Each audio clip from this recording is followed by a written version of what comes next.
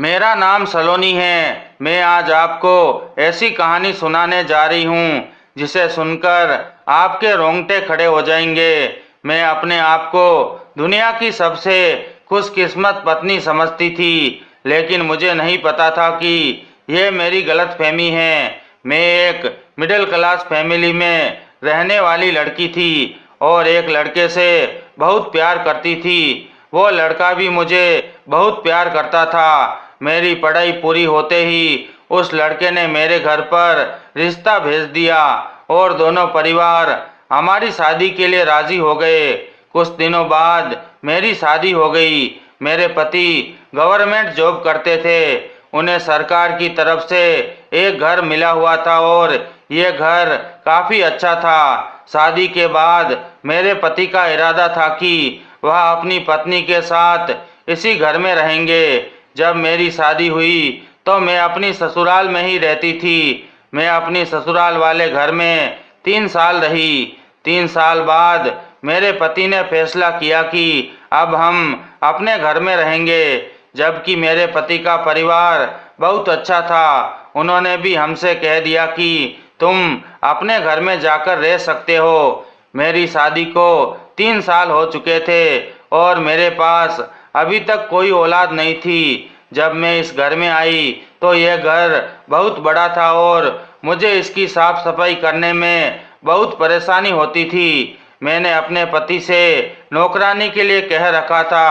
एक दिन मैंने अपने पति से कहा, हमें इस घर में रहते हुए 1 महीना हो गया है और मैं रोज आपसे कहते कहते थक गई हूँ कि मुझे एक नौकरानी की ज़रूरत है। मुझे इस घर का काम नहीं होता, लेकिन आप मेरी बात सुनने के लिए तैयार नहीं होते। रोज कोई न कोई बहाना बनाकर टाल देते हो। इतने बड़े घर का काम मुझसे नहीं होता और ऊपर से मैं इस पूरे घर में अकेली रहती हूँ। आप तो सुबह निकलते हो और रात को ही घर आते हो। सारा दिन मैं घर में अकेली घूमती रहती हूँ। अगर तुमने नौकरानी का इंतज़ाम नहीं किया तो मैं यहाँ से चली जाऊँगी। मैंने कभी अपने मायके में इतना काम नहीं किया था, क्योंकि मेरी माँ ने कभी मुझसे घर के काम काज नहीं करवाए थे और ससुराल वाले घर में तो मेरे साथ ही मेरे सारे काम किया करते थे। अब इस घर में आकर मैं काम करते करते थक गई थी। सारा दिन घर का काम करती रहती। मुझे 1 मिनट भी आराम नहीं मिलता था। मेरे पति का नाम राहुल था। राहुल ने मुझसे कहा, सलोनी, तुम्हें परेशान होने की कोई ज़रूरत नहीं है। मैंने गांव से एक लड़की का इंतज़ाम करवा लिया है। 1 हफ्ते के बाद वो लड़की आ जाएगी, लेकिन तुमसे तो सब्र ही नहीं होता।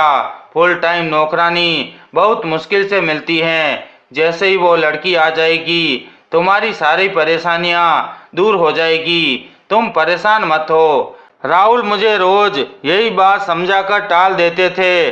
कुछ दिन बाद राहुल घर आए तो मैंने देखा कि उनके साथ लगभग 18 साल की एक लड़की थी। उस लड़की को देखकर मुझे बहुत गुस्सा आ रहा था, क्योंकि वो लड़की मेरे पति के पास ही खड़ी थी। मैं राहुल को गुस्से से देखने लगी। इतनी देर मैं कुछ कह पाती उससे पहले राहुल समझ गए थे कि मैं उन्हें गुस्से में देख रही हूँ। राहुल ने मुझे उस लड़की से मिलवाया और कहने लगे, ये सीना है और आज से ये हमारे घर के सारे काम करेगी। तुम्हें परेशान होने की कोई ज़रूरत नहीं है। इसे घर के सारे काम समझा देना।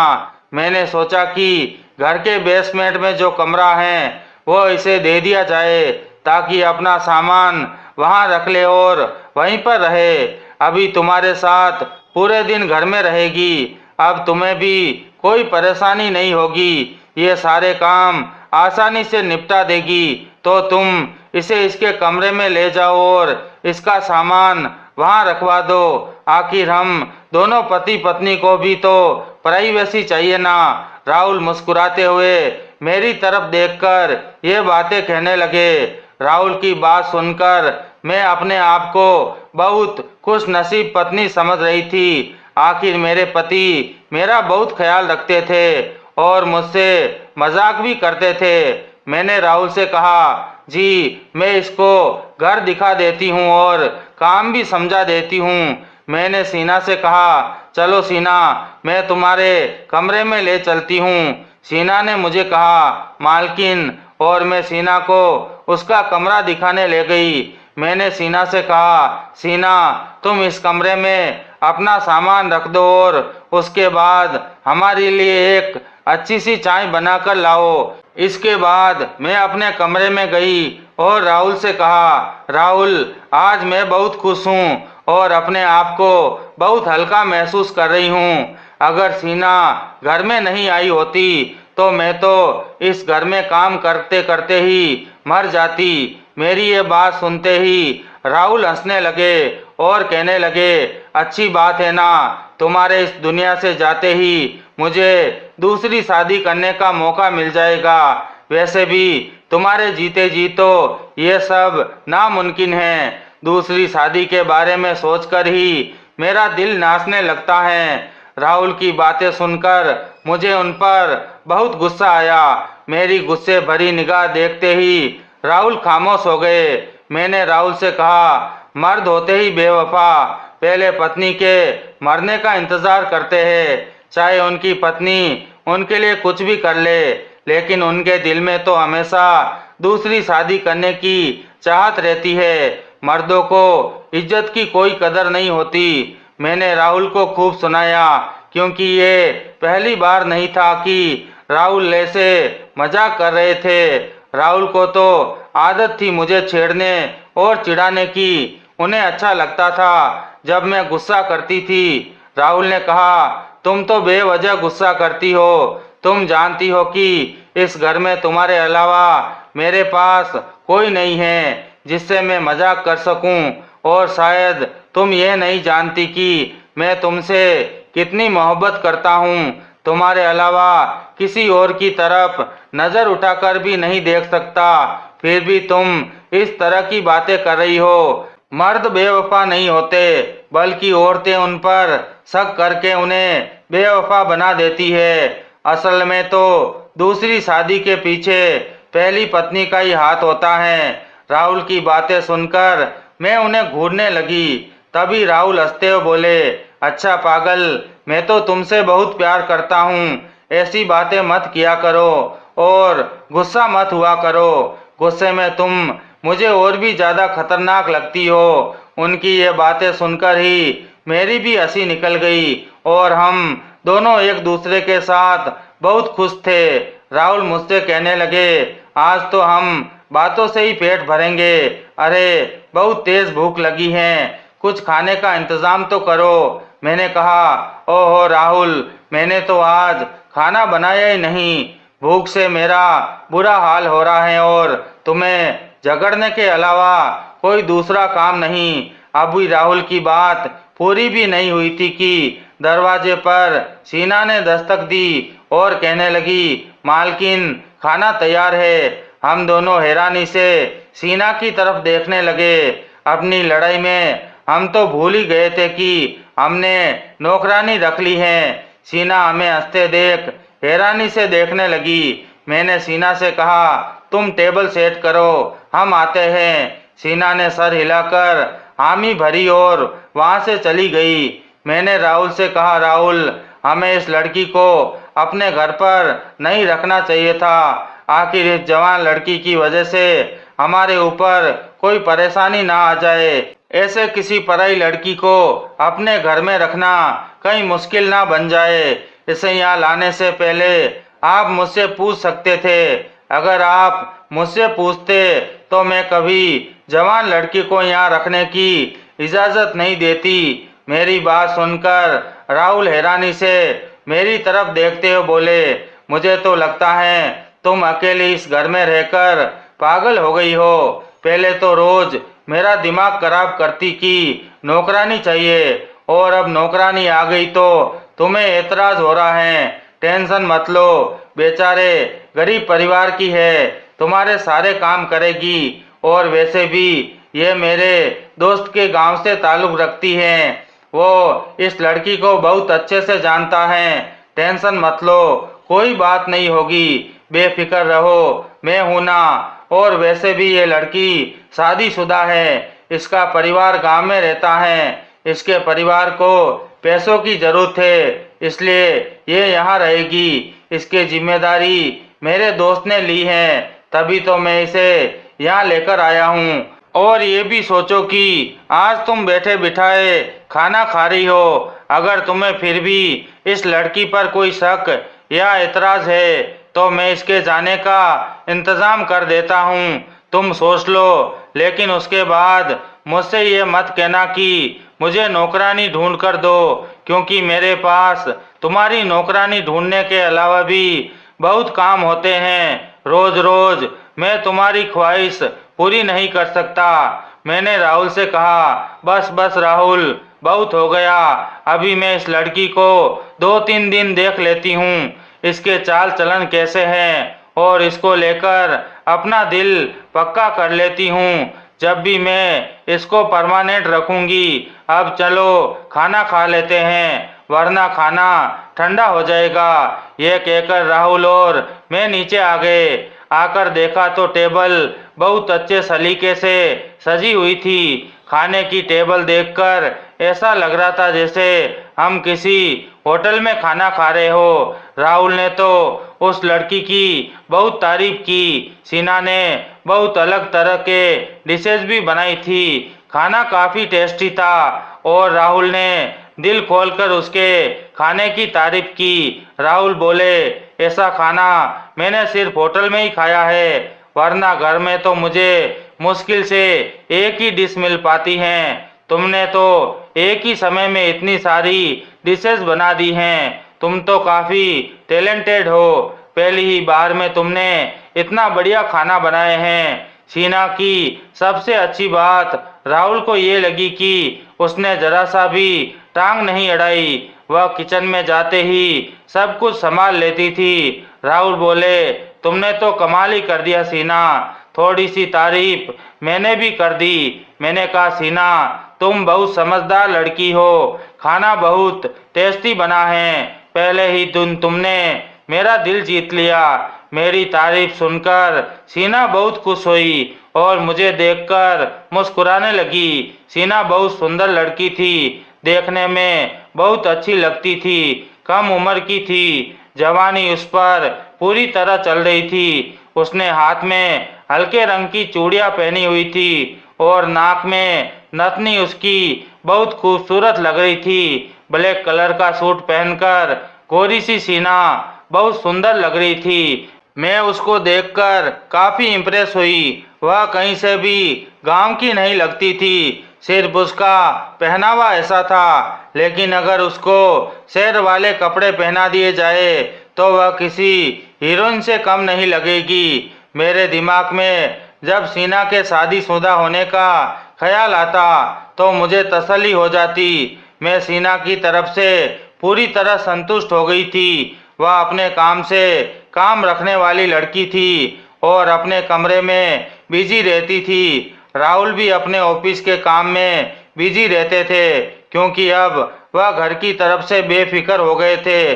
कुछ दिनों बाद ही शीना की तबीयत खराब रहने लगी थी। उसकी तबीयत गिरती जा रही थी। एक दिन शीना ने मुझसे कहा कि उसकी तबीयत ठीक नहीं है, आज उसे डॉक्टर के पास जाना है। वह अकेली ही डॉक्टर को दिखाने चली गई।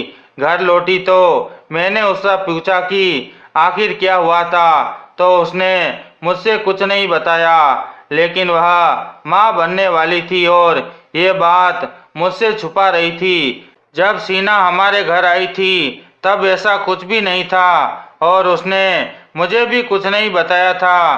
फिर एक दिन मैंने शीना से पूछने की कोशिश की तो उसने बताया कि जब से वह यहाँ आई थी तब से वह माँ बनने वाली थी। मैंने उससे कहा, फिर तुम्हारे पति ने तुम्हें इतनी दूर काम करने के लिए क्यों भेज दिया, और वह भी इस हालात में? तुम्हें यहाँ नहीं आना चाहिए था। इस समय तो तुम्हें सबसे ज़्यादा अपने पति की जरूरत है। मेरी ये बात सुनकर शीना खामोश हो गई और बोली, मालकिन, गरीब लोग ऐसी बातों को बोझ नहीं समझते, और वैसे भी हम गांव के लोग बहुत मजबूत होते हैं। हमारे लिए बच्चा पैदा करना आम सी बात है। मैं गांव में होती तब भी किसी न किसी घर का काम ही कर रही होती। यहाँ तो फिर भी मुझे सुकून है। आप और मालिक बहुत अच्छे हैं। कम से कम मुझे किसी की बुरी बातें तो नहीं सुननी पड़ती और यहाँ मुझे तनख्वाह भी अच्छी मिलती है। मैं अपनी डिलीवरी के लिए पैसे जमा कर लूँगी और अपनी डिलीवरी इसी शहर में करवाऊंगी। बच्चा पैदा करने के लिए गांव के अस्पताल नहीं जाऊंगी। वहां के अस्पतालों से तो मुझे बहुत डर लगता है। आप फिक्र मत करें, मेरी वजह से आपको कोई तकलीफ नहीं होगी। मैं आखिर तक सारे काम ऐसे ही करती रहूंगी जैसे अब तक कर रही हूँ। बस 2-3 दिन की ही तो बात होगी, तीसरे दिन फिर काम में लग जाऊंगी। कुछ देर तक बोलती रही और उसने मुझे अपनी सारी कहानी सुना डाली। उसकी बातों से मैं तो सहमत हो गई थी, लेकिन मैं सोच रही थी कि राहुल ने मुझे ये बात क्यों नहीं बताई कि सीना माँ बनने वाली हैं। जैसे ही रात को राहुल घर आए तो मैंने उनसे पूछा, आपके दोस्त ने आपको ये बात नहीं बताई थी कि सीना माँ बनने वाली है, या फिर आपके दोस्त ने आपको बताना ठीक नहीं समझा? वैसे मुझे भरोसा है कि आपको इस बारे में नहीं पता होगा, क्योंकि अगर आपको पता होता तो आप मुझे ज़रूर बताते, और अगर आपको पता था तो आपने मुझे क्यों नहीं बताया?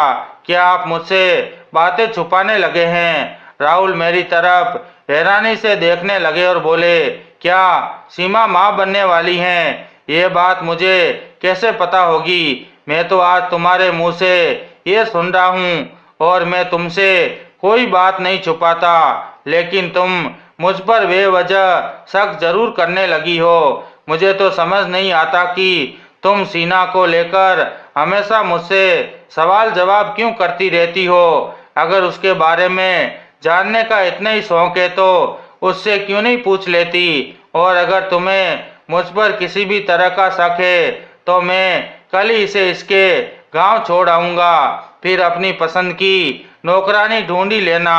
राहुल मुझ पर गुस्सा करने लगे और मेरे सवालों से बहुत तंग आ गए थे।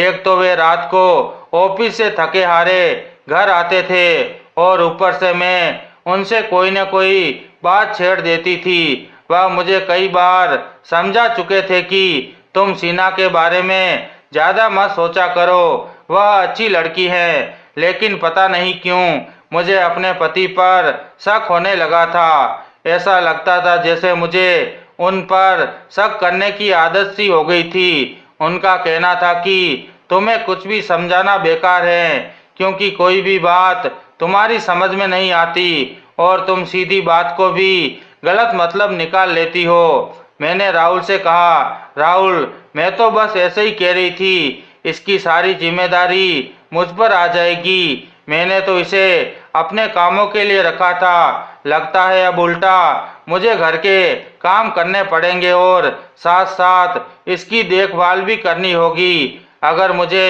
पहले ही इसके बारे में पता होता तो मैं कभी इस लड़की को इस घर में नौकरी पर नहीं रखती। किसी तरह ये बात खत्म हो गई। हम दोनों लड़ झगड़ कर सो गए। सुबह जैसे ही बेड से उठी और खड़े होने के लिए जमीन पर पैर रखा तो अचानक मुझे चक्कर आ गए और मैं गिरने लगी। उसी समय राहुल भी घर पर ही थे। उन्होंने मेरी हालत बिगड़ते हुए देखी तो बोले, चलो मैं तुम्हें डॉक्टर के पास लेकर चलता हूँ। वो मुझे डॉक्टर के पास लेकर गए। डॉक्टर ने हमें एक ऐसी खबर सुनाई जिसे सुनकर हम खुशी से पागल हो गए। डॉक्टर ने बताया कि मैं माँ बनने वाली हूँ। ये खबर सुनकर मेरे पति के तो पैर जमीन पर ही नहीं थे। होते भी क्यों नहीं, आखिर उन्हें 3 साल बाद औलाद की खुशी मिल रही थी। शादी के बाद मैंने काफ़ी इलाज करवाए थे, लेकिन मुझे किसी भी डॉक्टर की दवा से कोई फर्क नहीं हुआ था और राहुल के सिर पर बच्चों का जुनून सवार था, लेकिन उन्होंने कभी भी मुझे ऐसी कोई बात कहकर शर्मिंदा नहीं किया।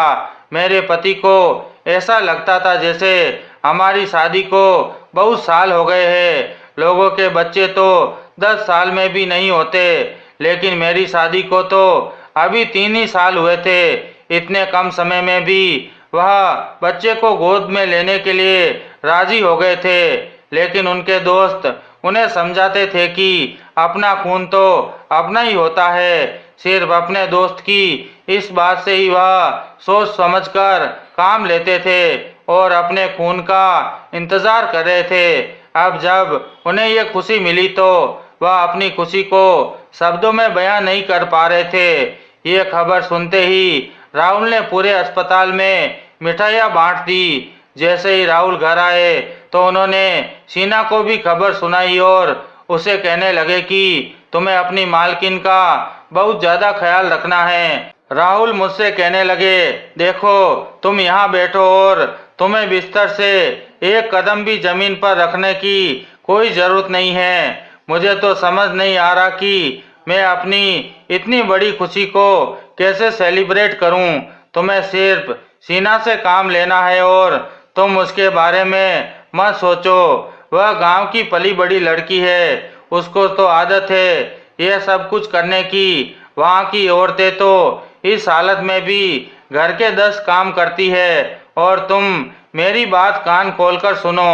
तुम्हें सिर्फ अपना ख्याल रखना है और मैं शीना से भी कहकर आता हूँ कि वह सिर्फ तुम्हारा ख्याल रखे।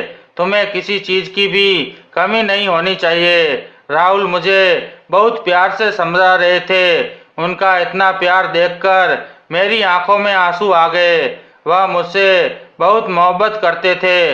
मैं तो अपने आप को बहुत खुशकिस्मत पत्नी समझ रही थी। आखिर मुझे इतना प्यार करने वाला पति जो मिला था, ऐसा लग रहा था जैसे जिंदगी की सारी खुशियाँ मेरे कदमों में आकर गिर गई हो। मैं दुनिया की दूसरी बातें भूलकर बस अपने आने वाले नए मेहमान की तैयारी करना चाहती थी। लेकिन जब से शीना ने इस खुशखबरी के बारे में सुना था, उसका मूड ऑफ सा रहने लगा था। न जाने क्यों वह खोई खोई रहती थी। फिर मैं ये सोचकर अपना ध्यान हटा लेती थी कि शायद वह मेरे पति को मेरा इतना ख्याल रखते हुए देखकर सोचती होगी कि काश उसका पति भी उसका ख्याल रखने के लिए उसके साथ होता। मेरे पति मेरा बहुत ख्याल रखते थे, जबरदस्ती मुझे अपने हाथों से खाना खिलाते थे और मेरी हर छोटी सी छोटी चीज जरूरत पूरी करते थे। डिलीवरी का समय करीब आ रहा था, जबकि मेरी डिलीवरी में अभी काफ़ी महीने थे। राहुल मेरी गोद भराई की रस्म करना चाहते थे, इसलिए उन्होंने मेरे ससुराल वालों और मायके वालों को घर पर इनवाइट किया था। यह देखकर शीना बहुत बुझी बुझी सी रहती थी। वह चुपचाप अपने कमरे में काम में बिजी रहती। मुझे अपने बच्चे की इतनी सारी खुशी थी कि मैंने शीना की तरफ ध्यान देना कम कर दिया था। जिस दिन मेरी गोद भराई की रस्म थी, उस दिन पूरे परिवार के साथ होकर मुझे बधाई दी। सभी लोग बहुत खुश थे। सबने खाना खाया और फिर बातें करने लगे। मेरे ससुराल वालों का कहना था कि मेरा अब यहाँ अकेले रहना ठीक नहीं है, लेकिन राहुल ने उनसे कहा कि वह मुझे अपने साथ इसी घर में रखना चाहते थे। उनके जिद के सामने सारे घर वाले चुप हो गए। सब जानते थे कि राहुल बहुत जिद्दी हैं, इसलिए उन्होंने उन्हें ज़्यादा समझाना ठीक नहीं समझा। सब लोग बातें कर रहे थे कि तभी अचानक कुछ ऐसा हुआ जिससे सबके रोंगटे खड़े हो गए और खुशी का माहौल गम में बदल गया। शीना चाय बनाकर सीढ़ियों से नीचे उतर रही थी कि अचानक उसका पैर फिसल गया और वह सीढ़ियों से गिरकर बेहोश हो गई। उसके सिर से काफी खून भी बह रहा था। राहुल तुरंत उसे अस्पताल लेकर गए और किसी को भी अपने साथ नहीं जाने दिया। उनका कहना था कि इस तरह मामला बिगड़ सकता है, इसलिए किसी का जाना ठीक नहीं होगा। राहुल को गए हुए काफी देर हो गई थी। मेहमानों को भी अपने घर वापस जाना था। मैंने सबको कहा, आप लोग बेफिक्री से चले जाइए।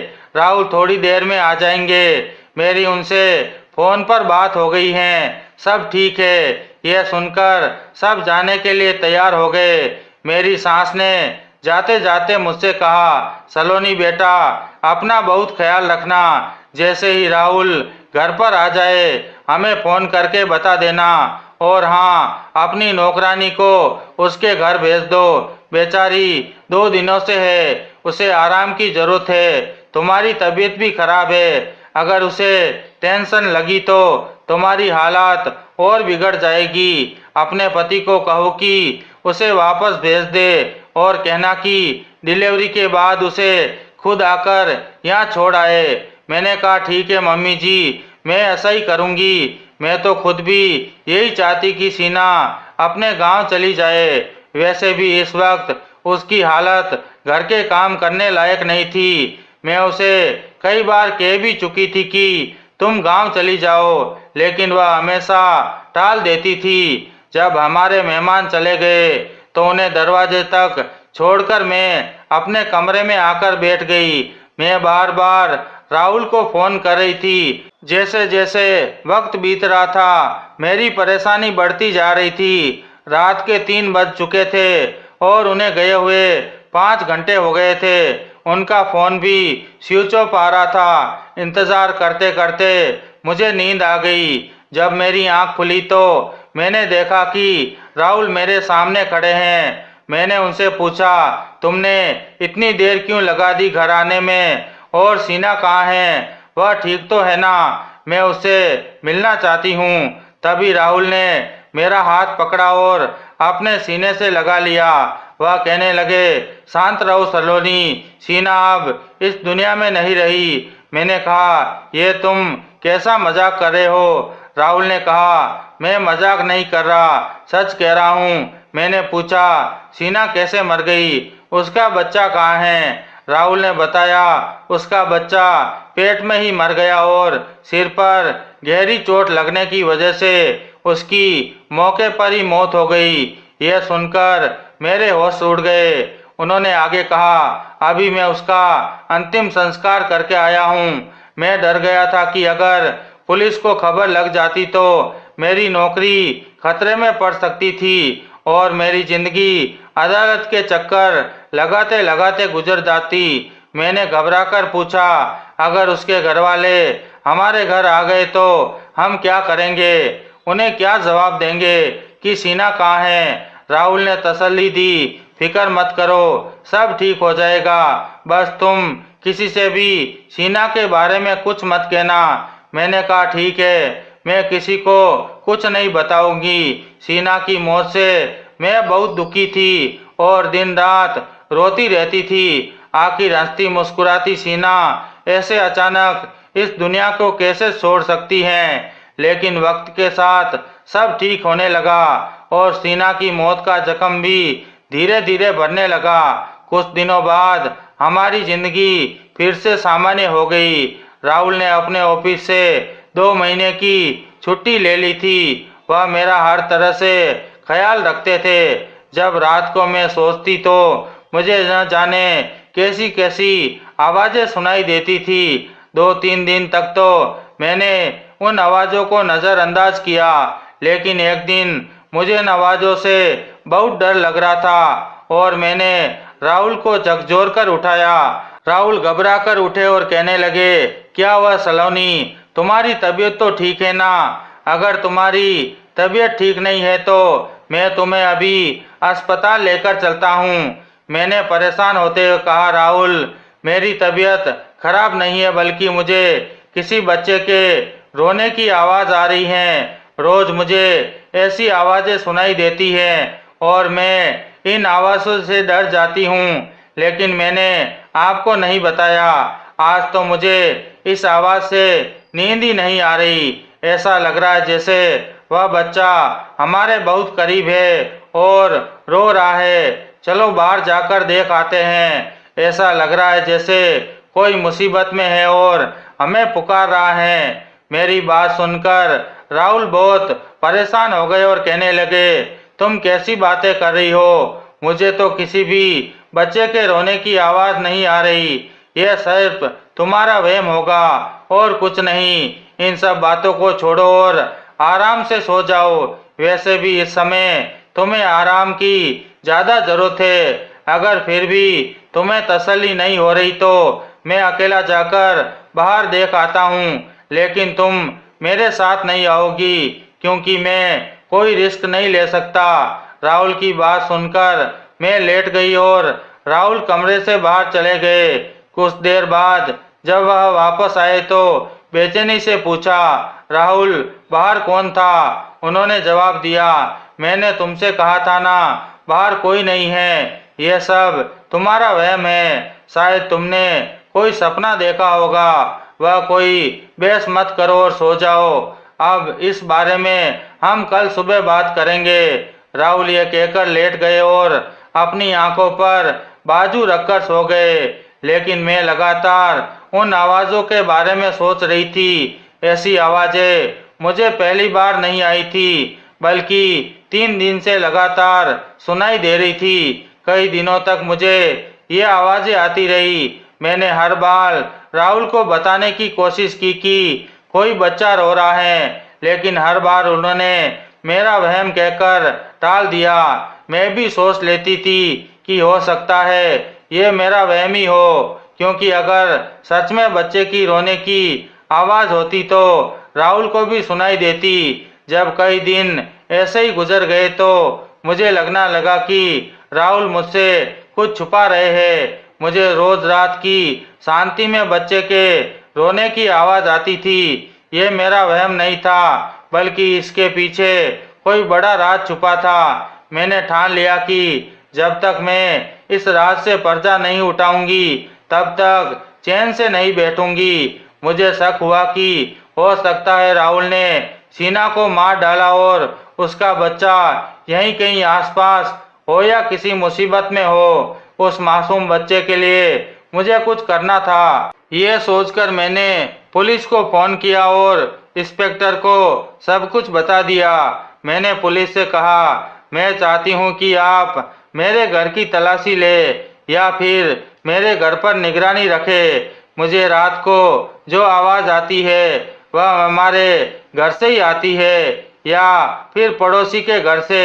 मैंने पुलिस से यह भी कहा, सीना हमारे घर के बेसमेंट में ही रहती थी। आप उसके कमरे की भी तलाशी ले, आपको जरूर वहां से कुछ न कुछ मिल जाएगा।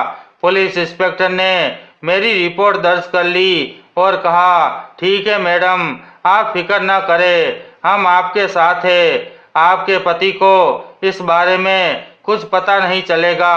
रात को हम आपके घर की तलाशी लेने आएंगे।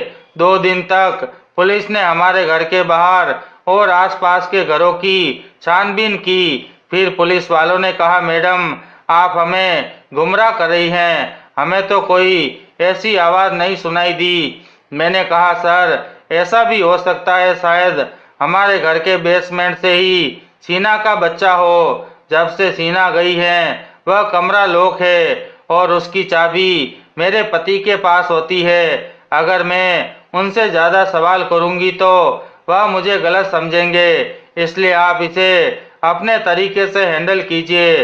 रात को पुलिस हमारे घर आई और राहुल से कहा, हमें आपके घर की तलाशी लेनी है। राहुल बोले, क्यों, हमारे घर में ऐसा क्या है? पुलिस ने कहा, हमने आसपास के सभी घरों की तलाशी ले ली है, अब सिर्फ आपका ही घर बचा है। हम सबसे पहले बेसमेंट देखना चाहेंगे। जब पुलिस बेसमेंट में गई तो उन्होंने देखा कि कमरे में ताला लगा हुआ है। उन्होंने राहुल से कहा, हमें इस कमरे की चाबी चाहिए। चाबी मांगते ही राहुल का चेहरा सफेद पड़ गया और वह परेशान हो गए। उन्होंने कहा, इंस्पेक्टर साहब, आखिर बात क्या है? मैं आपको ऐसे अपने घर की तलाशी लेने नहीं दे सकता। आप मुझे जानते नहीं, मैं कौन हूँ? इंस्पेक्टर ने सख्ती से कहा, आप कोई भी हो, हमें इससे कोई मतलब नहीं। अगर आप चाबी नहीं देंगे तो हम दरवाजा तोड़ देंगे। हमें पड़ोसियों से शिकायत मिली है कि आपके घर से बच्चे की रोने की आवाज आती है, जबकि यहाँ कोई बच्चा नहीं है और ये आवाज सिर्फ रात को ही क्यों आती है? राहुल ने कहा, ये कैसी बातें कर रहे हैं इंस्पेक्टर? बच्चे के रोने की आवाज़ किसी भी घर से आ सकती है। यहाँ पड़ोस में कई छोटे बच्चे हैं। इंस्पेक्टर बोले, इसलिए तो हम देखना चाहते हैं कि आपने इस कमरे में ताला क्यों लगाया है। जब राहुल ने दरवाज़ा नहीं खोला तो पुलिस ने ताला तोड़ दिया। जैसे ही ताला खुला, सब अंदर गए और ये देखकर हैरान रह गए कि एक छोटे से बच्चे के साथ उसी कमरे में सीना मौजूद थी, यानी जिसे हम मरा हुआ समझ रहे थे वह हमारे सामने जिंदा थी। मैंने आगे बढ़कर देखा तो सीना की गोद में एक बहुत प्यारी सी बच्ची थी जो देखने में राहुल जैसी लग रही थी। पुलिस को देखकर सीना बहुत डर गई और कहने लगी, मैंने कुछ नहीं किया। जो कुछ भी हुआ है यह सब मालिक की वजह से हुआ है। मैं तो बस उनके हुक्म की गुलाम हूँ, इसलिए जो भी वह मुझसे कहते हैं मैं वही सब कुछ किया करती थी। पुलिस वालों ने उससे कोई सवाल नहीं किया था, लेकिन फिर भी वह जवाब दिए जा रही थी। सीना कहने लगी, मैं आप सब लोगों से हाथ जोड़कर माफ़ी मांगती हूँ, मुझे माफ़ कर दीजिए। भगवान के लिए मुझे और मेरी बेटी को जाने दीजिए, इसमें मेरा कोई कसूर नहीं। मैं तो खुद यहाँ इतने दिनों से कैदी बनकर रह रही हूँ। यह कहकर सीना फूट फूट कर रोने लगी। मैं आगे बढ़कर सीना को गले लगाने लगी और उसे खामोश कराने की कोशिश करने लगी। मुझे सीना का रोना देखा नहीं जा रहा था। पुलिस ने राहुल से कहा, राहुल जी, अब आप सब कुछ यही बताएंगे या फिर हम आपको थाने लेकर चले? इस बात से राहुल बहुत डरने लगे और कहने लगे, मैंने किसी के साथ भी कुछ गलत नहीं किया है। मैं क्या करता? मेरे हालात ऐसे हो गए थे कि मुझे यह सब कुछ करना पड़ा। और आप सीना से पूछ सकते हैं, मैंने उससे जबरदस्ती शादी नहीं की और न ही मैंने उसके साथ कोई जबरदस्ती की। वह खुद अपनी मर्जी से मुझसे शादी करके यहाँ आई थी। हाँ, ये बात सच है कि ये मेरी पत्नी है और इसकी गोद में जो बच्चा है वह भी मेरा है। राहुल की बात सुनकर सीना ने शर्म से आंखें नीचे झुका ली और मैं हैरान होकर दोनों के चेहरे देख रही थी। मुझे अपने आप पर बहुत अफसोस हो रहा था कि मैं इतने महीनों से इन दोनों के हाथों बेवकूफ़ बन रही थी। राहुल ने बताया कि उन्हें बच्चों की बहुत ख्वाहिश थी, जबकि सलोनी और उनकी शादी को 3 साल हो गए थे, लेकिन सलोनी से अभी तक उनका कोई बच्चा नहीं हुआ था। उन्होंने सलोनी को बहुत सारे डॉक्टर को भी दिखाया था। डॉक्टर सिर्फ उन्हें तसल्ली देते हुए कहते थे, हो जाएगा, अभी आपकी शादी को इतना समय नहीं हुआ, आप परेशान मत हो। राहुल ने सलोनी से कई बार कहा भी था कि वे किसी बच्चे को गोद ले लेते हैं, लेकिन सलोनी ने कभी बच्चे को गोद लेने की इजाज़त नहीं दी। फिर एक दिन जब वह अपने दोस्त के साथ गांव गए तो गांव में उन्हें सीना दिखाई दी। उन्होंने देखा कि वह वहां बहुत बेरोजगारी और कठिन जिंदगी जी रही है और लोगों के घरों में काम किया करती थी। उन्हें वह अच्छी लगी। राहुल ने सोचा कि वे सीना से बात करेंगे। अगर वह उनसे शादी कर ले और बच्चा पैदा करके उन्हें दे दे तो वह उसकी जिंदगी बना सकते हैं। उन्हें यह भी पता था कि सलोनी को अगर इस बारे में पता चला तो वह कभी भी दूसरी शादी की इजाज़त नहीं देगी। इसलिए उन्होंने छुपकर सीना से शादी कर ली और उसे पैसों का लालच दिया। शादी के बाद राहुल सीना को नौकरानी बनाकर अपने घर ले आए और वह घर के सारे काम संभालने लगी। इसी दौरान राहुल रात के अंधेरे में उससे मिलने जाते थे। कुछ दिनों बाद पता चला कि सीना प्रेग्नेंट है, लेकिन वह शादी उसके लिए जल्दबाजी साबित हुई, क्योंकि सीना के प्रेग्नेंट होने के कुछ ही महीनों बाद ही सलोनी ने भी खुशखबरी सुना दी कि वह भी प्रेग्नेंट है।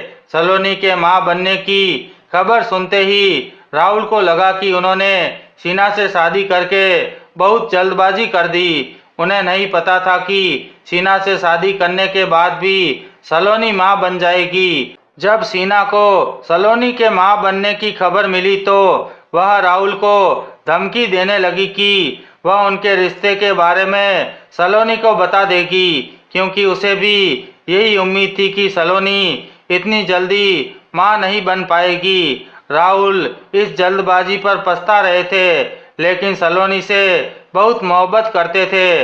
वे सलोनी को कभी छोड़ना नहीं चाहते थे और न ही उसे धोखा देना चाहते थे, क्योंकि वे पूरे खानदान को नाराज नहीं करना चाहते थे। इसलिए उन्होंने सोचा कि सीना को गायब कर दवा दिया जाए।